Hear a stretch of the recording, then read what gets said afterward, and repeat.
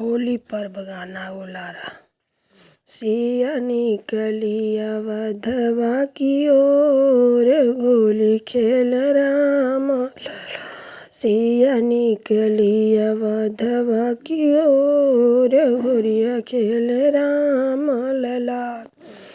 राम लला हो राम लला, सिया निकली अवधवा की ओर, होलिया खेल राम लला।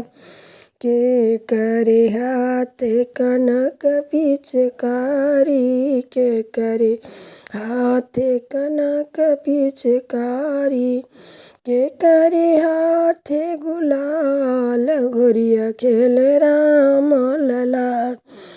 के करे हाथ गुलाल, होलिया खेल राम लला।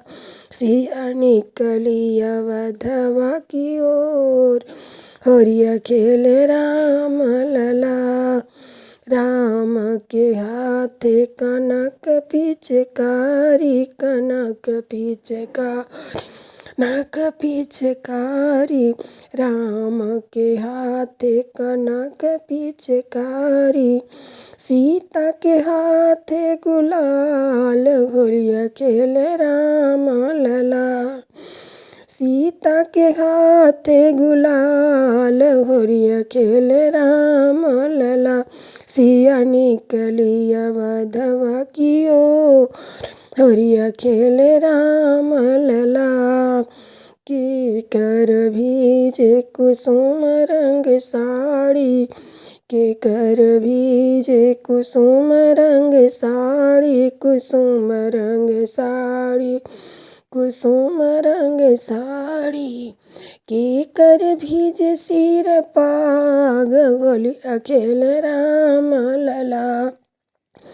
के कर भीगे सिर पाग, होलिया खेल राम लला। सिया निकली अवधवा की ओर, होलिया खेल राम लला। राम लला हो राम लला, सिया निकली अवधवा की ओर, होलिया खेल राम लला। सीता के भीजे कुसुम रंग साड़ी, कुसुम रंग साड़ी, कुसुम रंग साड़ी। सीता के भीजे कुसुम रंग साड़ी, राम के भीजे लपाग, होलिया खेल राम लला। राम के भीजे सिर पाग, होलिया खेल राम लला।